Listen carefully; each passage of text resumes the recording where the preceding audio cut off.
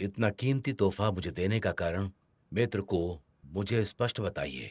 नालान वंश का नेता और मैं अच्छे दोस्त हैं और लगा वो किसी परेशानी में है और रातों में सो भी नहीं पा रहा। जरूर उनके दिल दिमाग पर कोई बोझ होगा जिसके कारण ऐसा हुआ। सही कहा। नालान वंश का कोई उत्तराधिकारी नहीं है। नालान जी के वैसे 3 बेटे हैं, पर एक बीमार है तो बाकी 2 बेकार। पूरे नालान परिवार में बस एक नालान यानरान ही है जो अच्छी है और अपने दादा की चहेती भी है। अब अगर नालान यान शादी करके इस परिवार का हिस्सा बन गई तो फिर कौन बचेगा जो नालान वंश की संपत्ति का उत्तराधिकारी बने? तो बड़े नालान को शाओकुल अपने बराबर का नहीं लगता, इसीलिए सगाई तोड़ना चाह रहे हैं। इसीलिए आपको बीचवान का आदमी बनाकर भेजा। मित्र श्याओ, ये बात सही है। आपका बेटा फिलहाल एक मामूली नौकर है दवा की दुकान पर। आपने भी फाइट जी का सारा हुनर खो दिया है। पूरे शाह कुल को देखा जाए तो सिर से पांव तक आज की तारीख में ऐसा कोई नहीं है जिस पर भरोसा किया जा सके। नालान यानरान अगर यहाँ बहू बनकर आ भी गई तो नालान वंश को कोई फायदा नहीं। इससे अच्छा तो सगाई तोड़ दे। इसलिए उनकी ओर से मैं खुद आपसे ये कहने आया। आप तो जानते हैं बड़े नालान अपनी बात के पक्के हैं। वो नहीं चाहते इस बात की खटास आप लोगों के रिश्ते पर पड़े। और समाज में उनका नाम खराब हो तो क्या चाहते हैं शाओ वंश से? अब ये मत बोलना कि हम बर्बाद हो चुके हैं या दुनिया को बोले कि नालान परिवार के लायक नहीं रहे। ये सगाई शाओ वंश के बुजुर्गों द्वारा तय की गई थी। ये शब्द मैं किसी सूरत में नहीं बोलूंगा। इन बातों का मतलब है पीढ़ियों से कमाई अपने पूर्वजों की साख मिट्टी में मिलाना। मित्र श्याओ, स्पष्ट बोलने के लिए माफी चाहता हूँ। थोड़े ठंडे दिमाग से सोचो। अगर आप अपने पैर वापस भी खींचे तो भी आपका फायदा ही है। इस दवा को लेने से आपके 60 से 70% फाइट जी हुनर वापस आ जाएंगे। इसका महत्व तो आप समझते ही हैं, क्योंकि एक दवा की साधारण सी दुकान का मालिक होने में और एक योद्धा होने में कितना अंतर है। बाकी आप देख लें। शक नहीं कि दवा बहुत कीमती है, लेकिन इसके बदले मेरे बेटे के पूरे जीवन की खुशियां, मेरे पूर्वजों द्वारा सालों तक कमाई गई साख। आपको नहीं लगता यह सौदा सस्ता है? आपने शाह फैमिली को हल्के में ले लिया।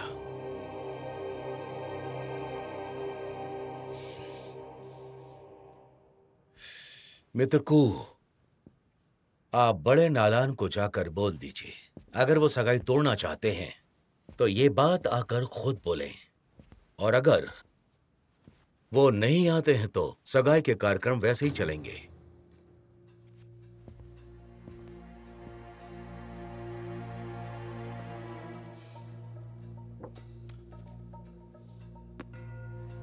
ठीक है, मैं चलता हूँ।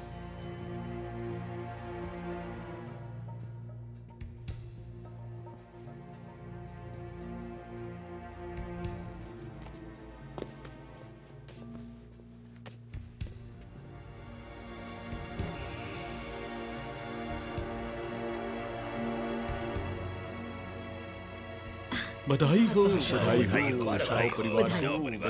बधाई हो। बहुत ही खुशी की बात है ये। बधाई हो, आइए, बधाई हो। यहाँ से यहाँ पर बधाई बैठ जाइए। जरूर हाँ, जी, आइए। जरूर।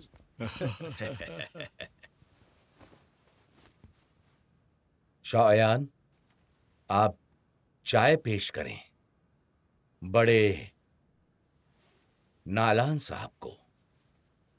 इनकी पोती से विवाह के बाद आप ज्यादा सम्मानित होंगे। जी।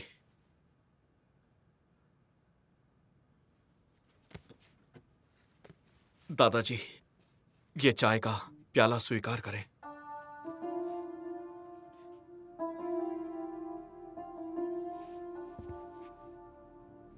दादाजी, ये चाय का प्याला स्वीकार करें।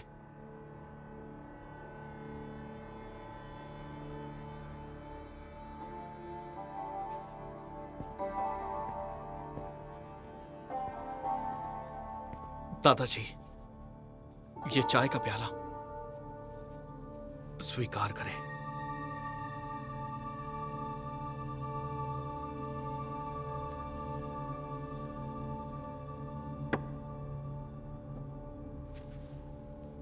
शायान, दादाजी जो बोलना चाहते हैं पहले उसे सुन ले, उसके बाद ही इसे पिएंगे। नालन वंश मिट रहा है।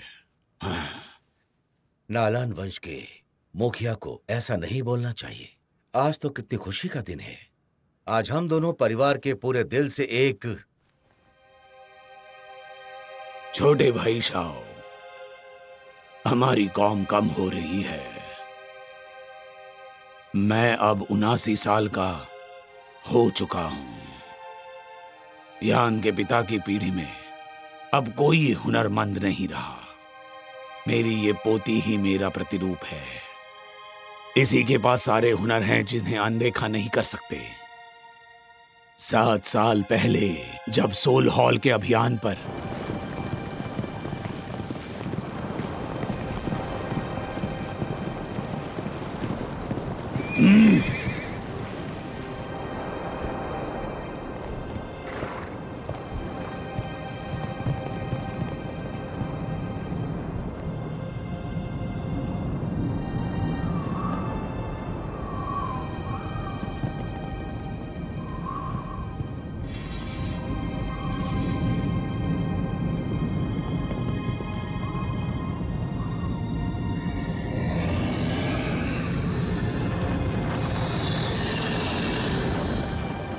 नालन वंश के खास योद्धा भेजे गए थे, वो भी वापस नहीं लौटे। मेरा खुद का इकलौता बेटा भी अपाहिज हो गया। कहने को हमारा परिवार बहुत बड़ा लगता है, पर वास्तविकता में ये अंदर से खोखला है। जब भी मैं भविष्य की मुसीबतों के बारे में सोचता हूं तो डर के मारे सो नहीं पाता हूं।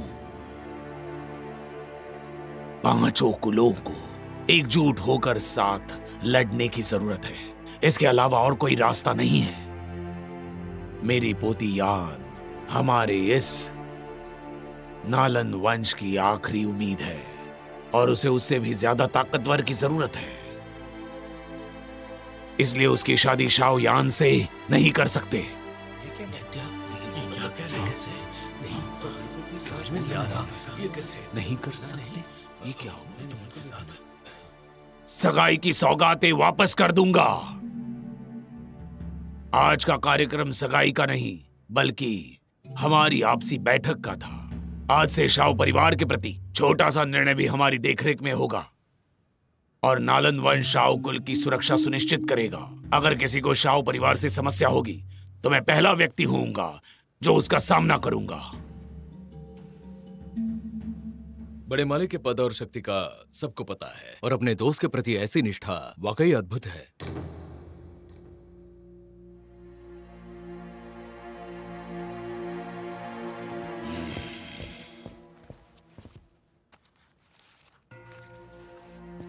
ये सगाई का समझौता है। कृपा करके इसे सम्मान के साथ वापस ले ले।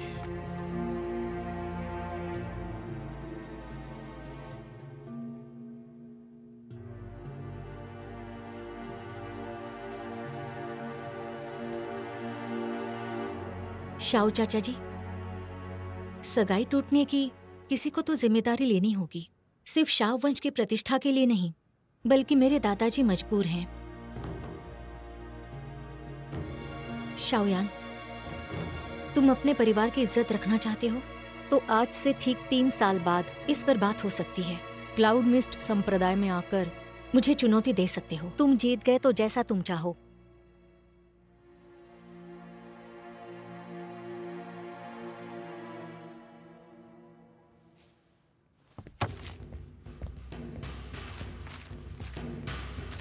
तीन साल के इंतजार की कोई जरूरत नहीं। मुझे पहले ही तुम में कोई रुचि नहीं थी।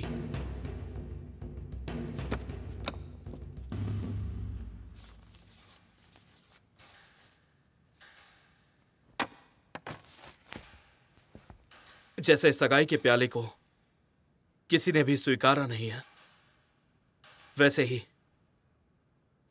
तुम्हें छोड़ने की खुशी में हम सभी जश्न मनाना चाहते हैं।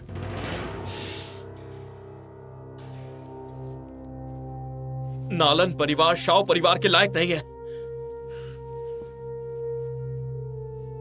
दादाजी, जैसा आप चाहे करें।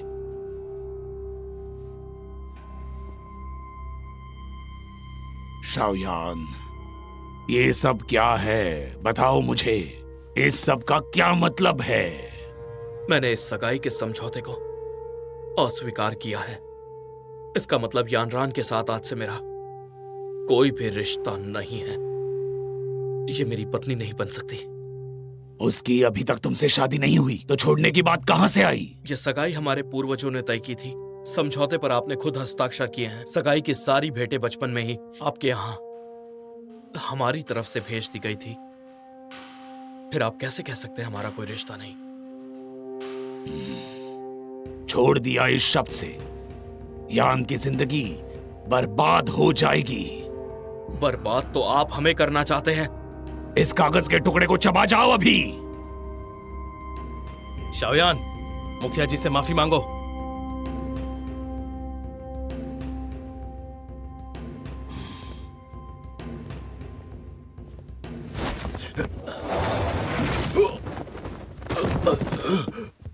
मुखिया जी, अरे ये क्या हो गया? क्या किया ये? ऐसा नहीं करना चाहिए था। शाओयान, मैं तुम्हारे पूरे खानदान को इस शहर से बाहर फेंक सकता हूं। यान, इसे ये जल्दी से खिलाओ।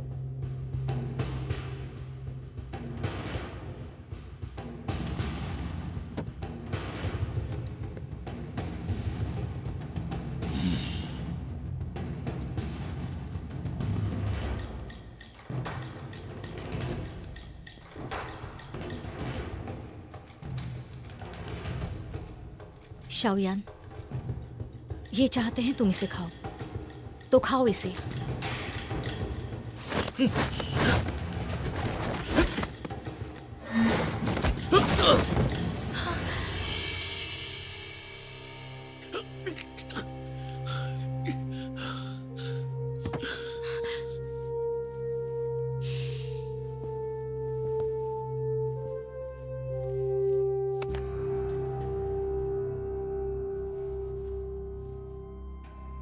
शाओ मुखिया, ये सब देखकर आपको खुशी मिल रही है?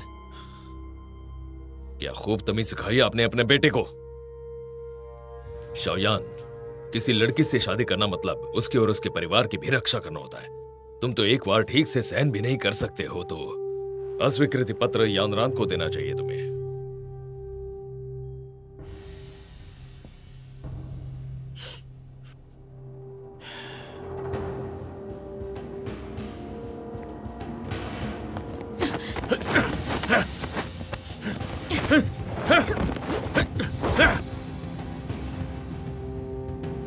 यान, यान, रुक जाओ।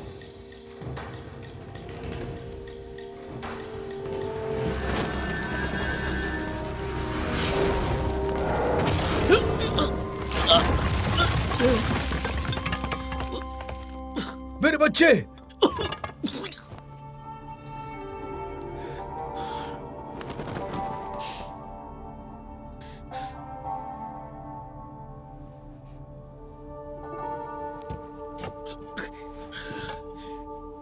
मेरे बच्चे! नालान यानरान,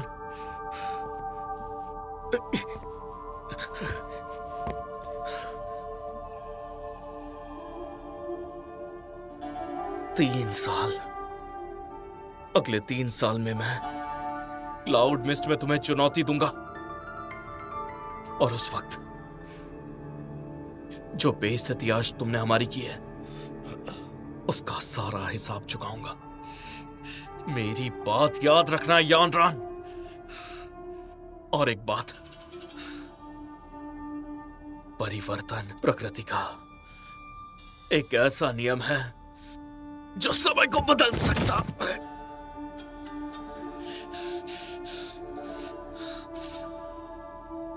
तुम्हें लाचारी का फायदा नहीं उठाना चाहिए।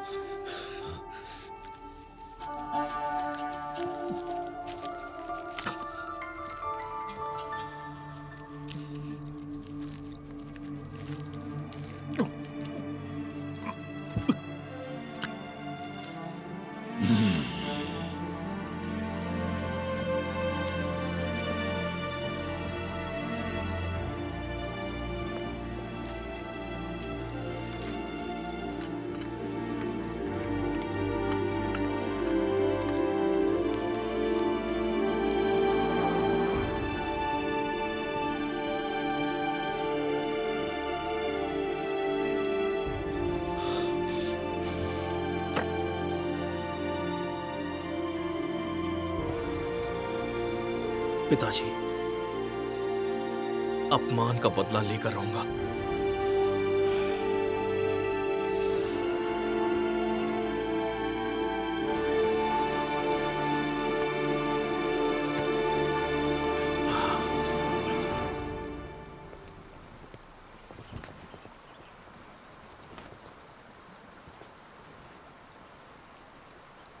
ये हमारे कुल की अचूक दवा है, इसे शाओ चाचा को दे देना।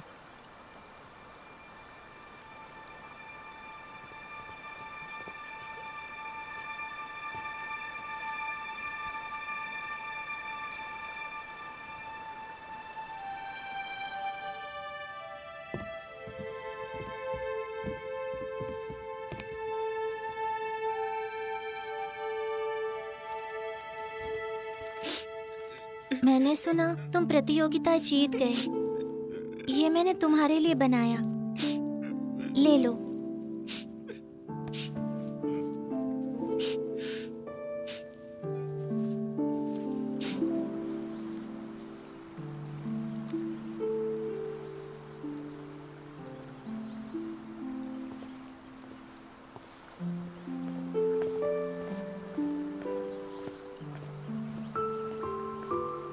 बुरा लग रहा है? तुम कौन हो? मैं इसी परिवार का हिस्सा हूँ। मेरा इस परिवार से कोई नाता नहीं है।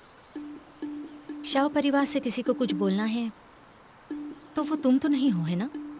तुम्हें लगता है कि शाओयान तुमसे शादी करने के लायक नहीं है।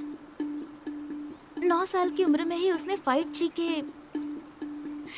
पूरे 9 चरणों की महारत हासिल कर ली थी। पता है तुम्हें? उसने 9 साल की उम्र में चमत्कार कर दिखाया। तो क्या लगता है भविष्य में वो वापस अपना हुनर नहीं पा सकता? शाओयान और मैं 3 साल बाद फिर मिलेंगे। इन 3 सालों में वो मुझे हरा देगा तो मैं उसकी हो जाऊंगी। अब इस बात से तुम्हारा कोई लेना देना नहीं, जाने दो मुझे। सोचना मत कि क्लाउड में संप्रदाय तुम लोगों का साथ देगा, जिससे तुम बच सकती हो। फाइटची महाद्वीप बहुत बड़ा है, यहाँ पर ज्यादा शक्तिशाली संप्रदाय हैं, भूलना मत।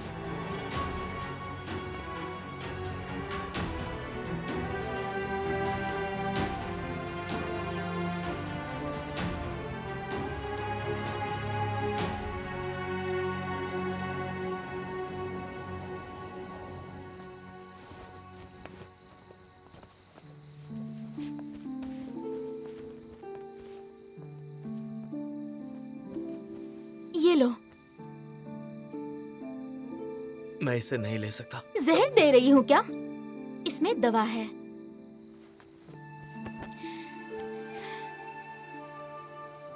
मुझे बुरा लग रहा है। हमें उन नालान का घमंड तोड़ देना चाहिए, फिर देखना। बड़ी बातें मत करो, तुम अभी छोटी हो। पिताजी ने सुना तो डांट लगाएंगे। उन्होंने तुम्हारी शादी ना होने दी तो? मुझे नहीं करनी शादी। मैं पिताजी को बोलने वाली हूँ। मुझे फाइटची नहीं जाना, मुझे दवाइयों की दुकान चलानी है। क्या कहा तुमने? मुझे वहाँ अकेले जाना अच्छा नहीं लगता।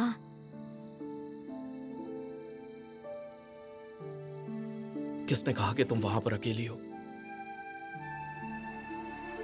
वहां पर तुम्हारे बहुत सारे साथी हैं।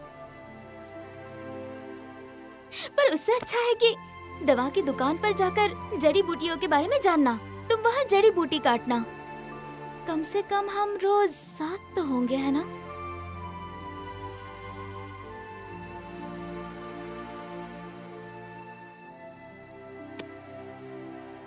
देर काफी हो गई है, चलो। ये फिजूल की बातें अपने दिमाग से निकाल दो और सो जाओ। पिताजी ये बात कभी नहीं मानेंगे। जाओ। ठीक है, तो मैं रोज तुमसे मिलने आऊंगी।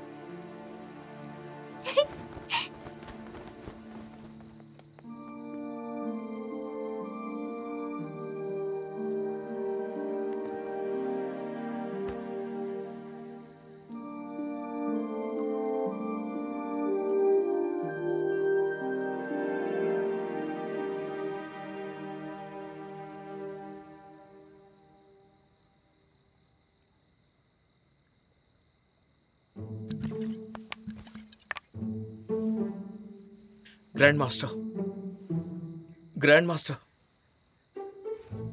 Grand master.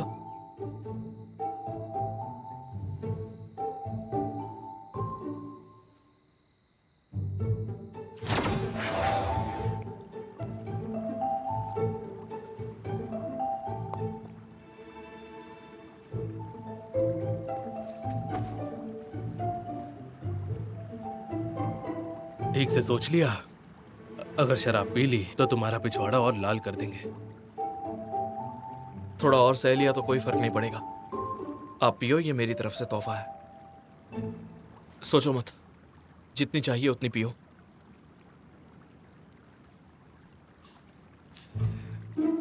ये बताओ, तुम कौन से स्तर पर हो? फाइट ची हुनर के तीसरे स्तर पर। यानी 3 साल। 30 साल भी दिए तो भी तुम नालान वंश की उस मोहतरमा का कुछ नहीं बिगाड़ पाओगे, क्योंकि उसके गुरु यून शान है। अब ये बताओ, 3 साल में कितना ही सीख लोगे? आप जानते हो? ना जानना चाहूं तो भी जानना पड़ेगा। उसके कठोर शब्द सुई की तरह मेरे कानों में चुभ रहे हैं। क्या करें? वो खूसट बुड्ढा है ना, नालान जी, घमंडी और छोटी बुद्धि का आदमी है। अगर मैं जिंदा होता और तुम्हारी सगाई में गया होता तो भले ही उसके पास 10 गुना ताकत होती, शादी तोड़ने की हिम्मत नहीं कर पाता। एक बात कहूं, डींगे मत मारो। तुम्हारे बोलने से कोई फर्क नहीं पड़ने वाला। वो सगाई की दावत मेरी थी तो बेइज्जती भी मेरी हुई है, किसी और की नहीं। क्या कहा तुमने? यही कि मैं बेशरम हूं। तुम भी गजब हो, इतना बड़ा झटका मिलने के बाद भी मुस्कुरा रहे हो। ये ना करूं तो और क्या करूं? पूरा समय रोता हुआ चेहरा बनाकर घूमूं क्या, दिल में दर्द लेकर? अगर मुझे यही करना है तो अपने गले में रस्सी डालकर झूल ना जाऊं। सबके पास फाइट ची के हुनर है, पर पहले तुम्हें फाइट ची के डर को बाहर निकालकर एक योद्धा बनना होगा। तुम्हें युद्ध की तकनीक और युद्ध के हुनर का अंतर समझना होगा। अगर ऐसे ही आग बंद करके अंधाधुंध तैयारी करते रहे तो योद्धा नहीं बन पाओगे। उसका तो पता नहीं, पर पिछले कई दिनों से तुम्हारी शराब के चक्कर में मैं पिट जरूर रहा हूं। अगर ऐसे ही पिटता रहा तो एक दिन मैं किसी काम का नहीं बचूंगा। तुम्हें लगता है मैं तुम्हारा फायदा उठा रहा हूं? जाओ, जड़ी बूटियां लेकर आओ। बैंगनी पत्ती, नीली घास और लकड़ी के जादुई टुकड़े। उनका क्या करोगे? सवाल मत पूछो, बस लेकर आओ। नहीं, ये सारी तो बहुत कीमती जड़ी बूटियां हैं जिया मां राज्य की। ये मुझे कहां मिलेंगी?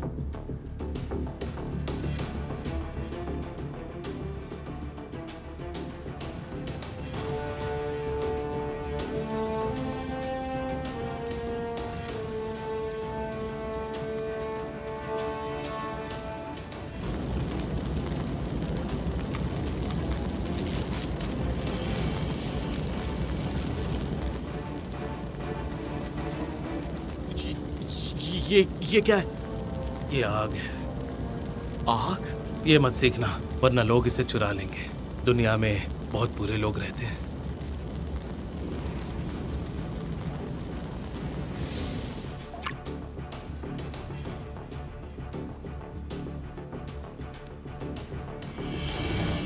दैवीय जादुई मिश्रण। इसे बेच दोगे तो मेरी साल भर की शराब का खर्चा निकल जाएगा।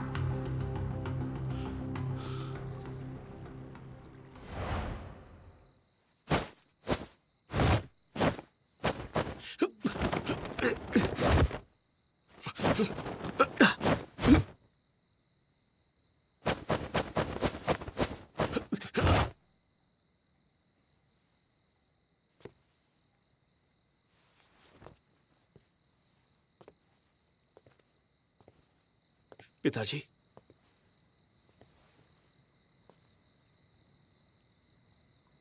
चलो मेरे साथ।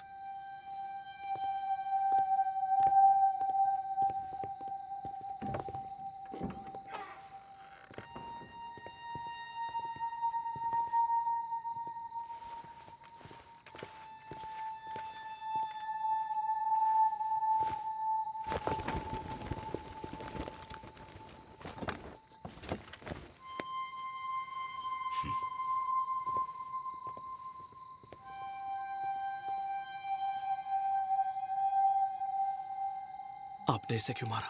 ये जुआ खेलता था। कितना कर्जा इसके सर चढ़ गया था। 16 हाल से इसे रिश्वत मिली। घटिया इंसान था ये। मैं जानता हूं शाह कुल में न जाने कितने गद्दार छिपे हैं। मैंने पता लगाने की कोशिश ही नहीं की। यहां यही होता है, शायद और कुलों में भी यही होता है। मेरे ख्याल से हुन मिशेंग को बहुत बड़े हमले की जरूरत नहीं, बस आपस में फूट डालकर हम सबको गिरा सकता है। इधर आओ।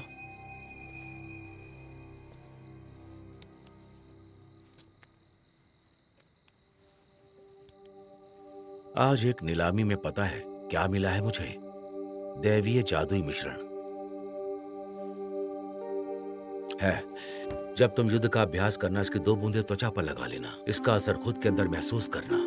इसके जरिए अपने हुनर में तुम सुधार ला पाओगे। ये छोटी सी शीशी तुम्हें 2 स्तर पार करा सकती है। पर आपने तो कहा था कि मैं इसके लायक नहीं हूं। वुतान शहर में शाह वंश के इकलौते वारिस अगर तुम नहीं तो और कौन? चीज को पनपने में पहाड़ जैसी चुनौतियां आती हैं, उतार चढ़ाव दोनों आते हैं। तुम्हारी माँ और मैं, हम दोनों सोचते थे कि तुम मुझसे बेहतर हो, पर हमें ये डर था कि तुम्हारी यही तेजी तुम्हें लापरवाह ना बना दे। पर तुम्हारे हाल की तैयारी तुमको जरूर एक नई समझ देगी। जड़ें जितनी गहरी होती हैं, पेड़ उतना ही मजबूत होता है। पिताजी, फाइट सीप फिर से सीखना चाहता हूं। जब एक दवा की दुकान का नौकर सोलहॉल का जासूस बन सकता है, इससे सुरक्षित जगह छिपने की और कोई नहीं।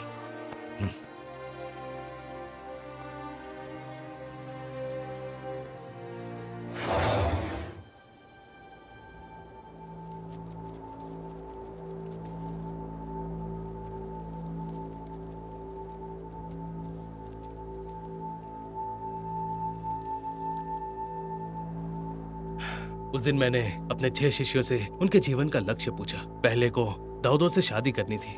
मुझे कुछ खास नहीं लगा तो मैंने दूसरे से पूछा। दूसरे ने भी मुझे वही जवाब दिया। फिर लगा आकाशीय तारापिंडी को एक हुनरबाज बनाना चाहिए। फिर मैंने तुम्हारी माँ से पूछा।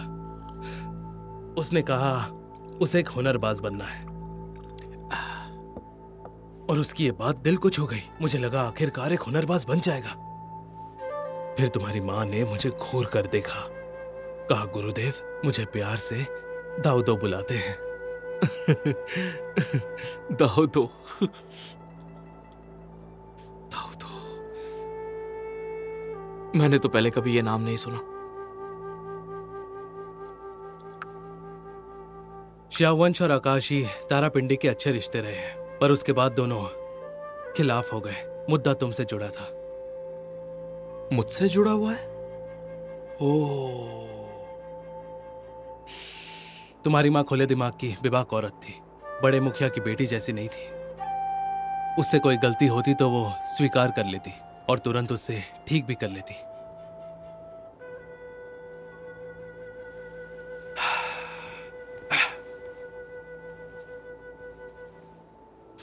पर तुम्हारे पिता से शादी करने के बाद उसने मुझसे शिक्षा लेनी छोड़ दी। वो मेरी सबसे प्यारी शिष्य हुआ करती थी। मुझे उससे बहुत उम्मीदें थी और उसका एहसानमंद भी हूं। मुझे लगता है शायद वो मुझसे नाराज होगी।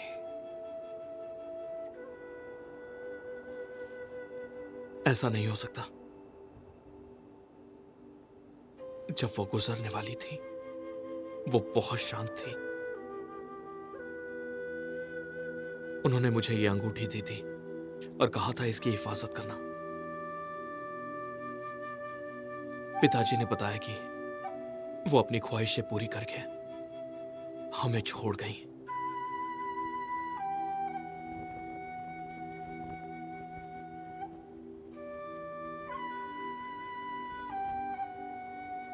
अगर कभी भविष्य में किसी ने आपको मारना चाहा या ये अंगूठी छीननी चाहिए, तो मैं भी अपनी मां की तरह आपके लिए जान की बाजी लगाऊंगा।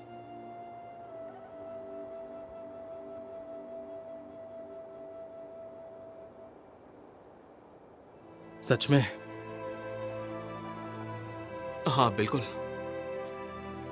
क्योंकि ये मेरी मां की ख्वाहिश थी। इसलिए आपको मुझे कुछ सिखाने की चिंता नहीं करनी चाहिए, बिल्कुल भी नहीं।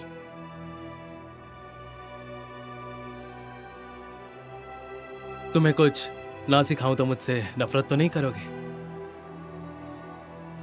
नहीं करूंगा। आपसे नफरत नहीं कर सकता। हाँ, लेकिन जलन जरूर होती है। जलन? हाँ, मैंने जो समय अपनी मां के साथ बिताया था वो केवल 9 साल का ही था, लेकिन आपने मुझसे कई ज्यादा समय उनके साथ गुजारा था। जब भी मैं सो नहीं पाता हूं, मैं बस अपनी मां को याद कर लेता हूं। पर इतने लंबे अरसे के बाद मैं सब भूलने लगा हूं।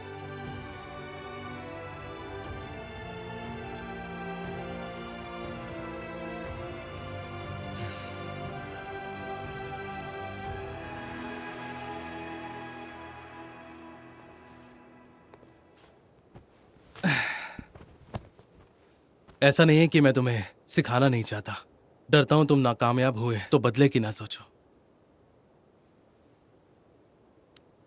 मैं जानता हूं कि आप इस खास अंगूठी में रहते हैं, कुदरत की ताजगी और शराब की मस्ती के साथ। अगर कुछ कर नहीं सकते तो मेरा मजाक मत उड़ाइए। कुछ भी हो जाए, मुझे फाइट चीज सीखनी है।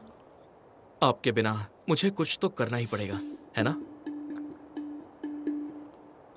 एक कहावत याद आई, मुर्गा कुकड़ू को नहीं करेगा तो क्या कभी सवेरा नहीं होगा? हाँ बेटा, तुम कुछ ज्यादा नहीं बोल रहे। ठीक है, चलो नहीं बोलता। वैसे भी मेरे जीने मरने से किसी को क्या ही फर्क पड़ता है। मुझे पड़ता है। मैंने कुछ कहा तो सुन नहीं पाओगे। मुझे आसानी से गुस्सा नहीं आता।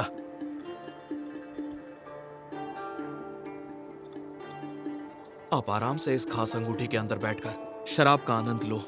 वैसे भी आपको बकवास करना पसंद है, पर वास्तविकता में आप कभी कुछ कर ही नहीं सकते। अब आप जरा खुद को ही देख लो। क्या सच में आप दुनिया के सबसे हुनरमंद योद्धा हैं? आपने कहा था आप गुस्सा नहीं होंगे।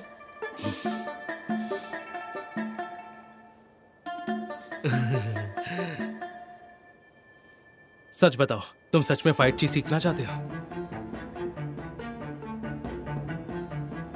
तो तुम्हें डर का मतलब पता होगा। पहले स्तर पर 2 ड्रैगन, बिच्छू और जादुई जानवर हैं। घास के धुएं का प्रयोग करो और इन्हें बाहर निकालकर इन्हें मार दो। अगर तुम ये कर लोगे तो फाइट चीज सिखाऊंगा।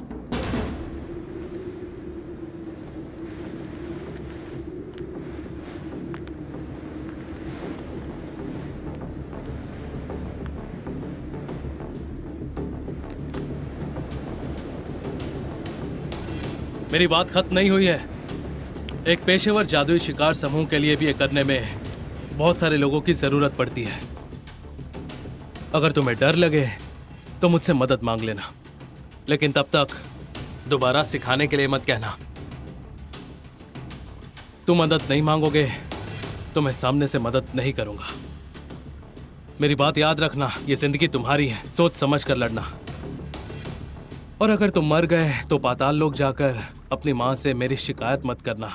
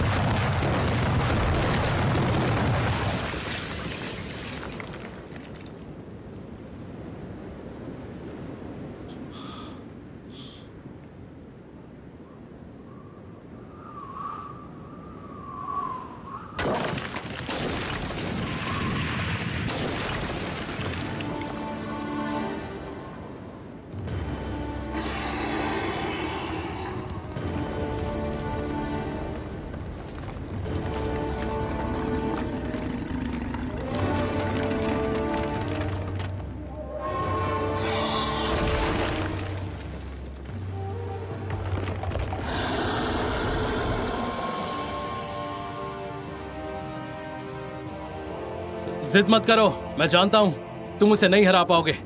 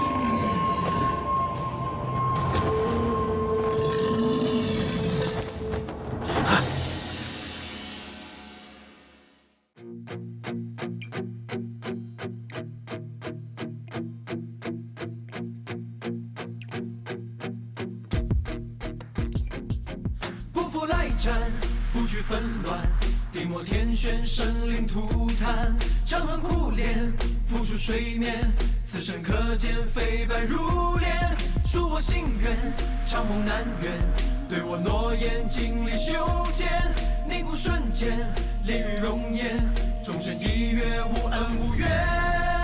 孤傲之中剑在手，年少应酬却难降，烦恼平添烦恼，山呼海啸，驰骋纵天下地小，混沌斩邪魔外道，纷扰任谁都插翅难逃。看一路过来，战争纷乱，这地我天旋，生灵涂炭，看边边少年长恨苦恋，还找什么借口？我如今不但在手，给你们看这少年勇敢，拳拳到肉，对我心愿，可与魂，可惊叹，无尽精湛，战力面前的烽火有料，我容颜，要给我诺言，守我中间，天上的对决，终身一跃，一骑回旋。